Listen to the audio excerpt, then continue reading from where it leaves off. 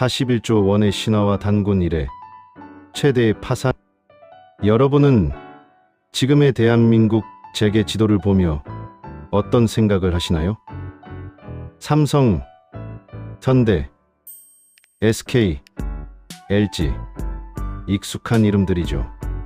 하지만 불과 25년 전만 해도 이들 모두가 두려워했던 단 하나의 이름이 있었습니다. 바로 대우입니다. 1999년 해체 직전 대우의 위상은 상상을 초월했습니다. 한국 전체 수출액의 14%를 혼자서 책임졌고 전 세계 곳곳에 600개가 넘는 거점을 둔 말 그대로 지구촌 제국이었습니다. 당시 초등학생들의 장래 희망 1순위는 대우맨이 되어 전 세계를 누비는 것이었죠.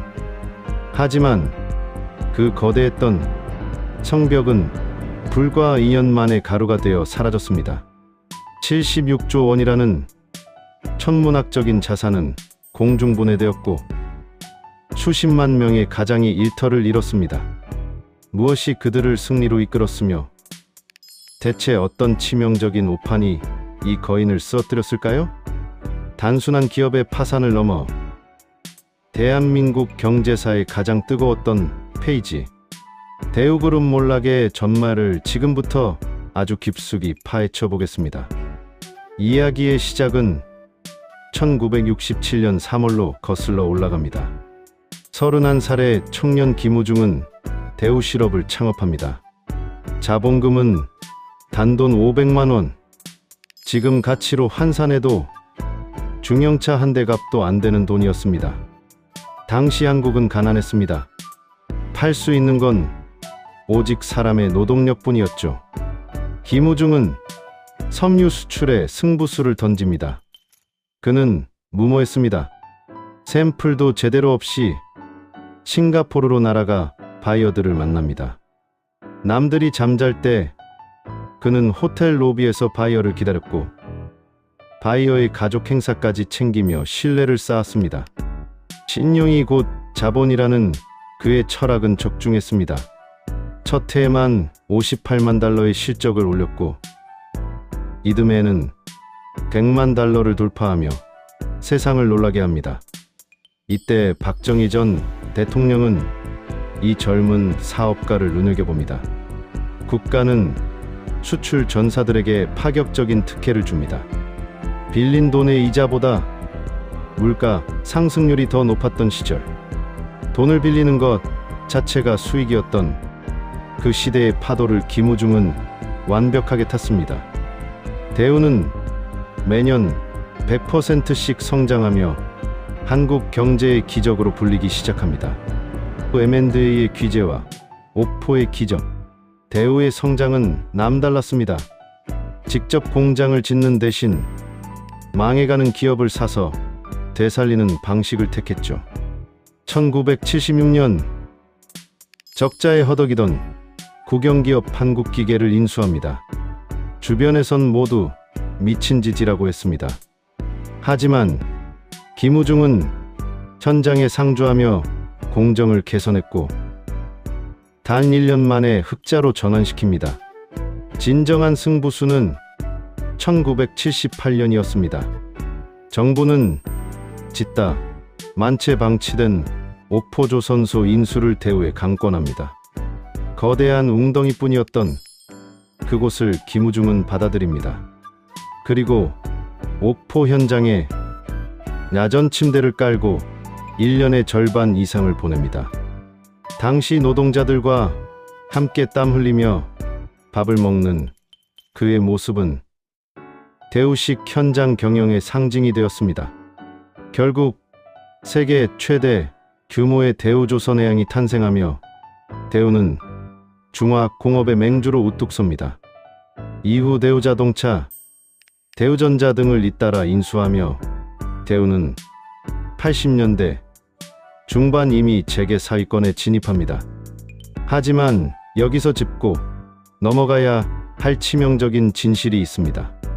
대우의 인수 자금은 거의 100% 은행 대출이었습니다.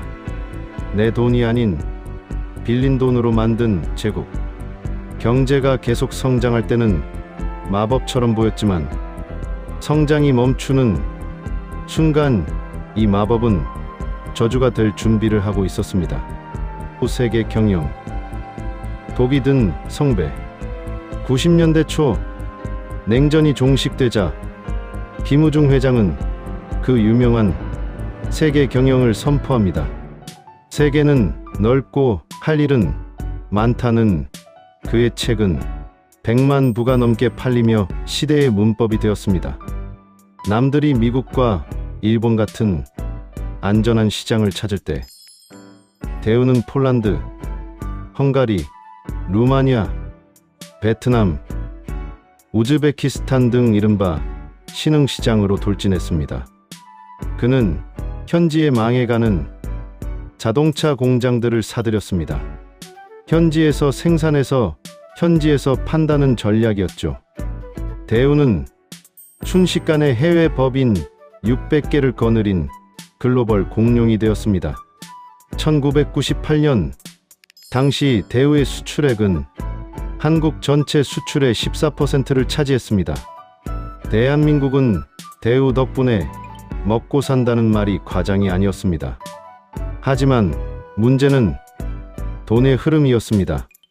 해외 법인들은 수익을 내기까지 시간이 필요했고 그동안 본사에서는 계속해서 엄청난 이자를 감당하며 돈을 보내줘야 했습니다. 겉으로는 세계를 제패한 것처럼 보였지만 대우 내부의 자금 줄기는 서서히 말라가고 있었습니다. 김우중 회장은 이 위기를 더 큰 투자로 돌파하려 했습니다. 불을 끄기 위해 기름을 부은 꼴이었습니다. IMF와 41조 원의 사기극. 1997년 가을 마침내 운명의 날이 다가옵니다. IMF 외환위기입니다. 금리가 30%로 폭등하자 뒤주로 버티던 대우는 직격탄을 맞습니다. 정부는 기업들에게 부채 비율을 낮추라고 명령했지만 대우는 오히려 빚을 더 내서 쌍용 자동차를 인수하는 등 폭주했습니다. 김우중 회장은 수출만 잘하면 위기를 넘길 수 있다고 굳게 믿었지만 금융권은 이미 대우의 숨통을 조이고 있었습니다. 시장에선 대우가 곧 망할 것이라는 소문이 돌았습니다. 이때 대우가 선택한 것은 분식회계였습니다. 무려 41조 원. 상상조차 할 수 없는 금액의 장부를 조작합니다. 수출하지도 않은 물건을 수출한 것처럼 꾸몄고 갚아야 할 빚은 장부에서 지웠습니다. 런던의 비밀 계좌 BFC를 통해 가공의 돈을 돌려막으며 전 국민을 속였습니다. 하지만 숫자로 쌓은 거짓의 성은 진실의 햇빛 아래 무너질 수밖에 없었습니다. 1999년 초 대우의 실체를 파악한 정부와 채권단은 결단을 내립니다. 삼성이 대우자동차를, 대우가 삼성전자를 가져가는 빅딜마저 무산되자 대우는 고립무원의 처지가 됩니다. 1999년 8월 마침내 거인 대우의 해체가 공식 발표됩니다. 창업 32년 만에 벌어진 일입니다. 거인이 남긴 상처와 교훈. 대우의 몰락은 단순한 기업의 실패가 아니었습니다. 대한민국 경제 시스템 전체에 대한 경고였습니다. 대마불사, 즉 큰 기업은 망하지 않는다는 믿음이 처참히 깨졌습니다. 김우중 회장은 잠시 나갔다 오겠다며 해외로 도피했고 5년 뒤 귀국해 법의 심판을 받았습니다. 대우가 남긴 유산은 복합적입니다. 비록 방식은 잘못되었을지언정 우리 기업들도 세계 무대에서 싸울 수 있다는 자신감을 심어주었습니다. 하지만 그 대가는 혹독했습니다. 수십조 원의 공적 자금이 투입되었고 그 부담은 고스란히 국민의 몫이 되었습니다.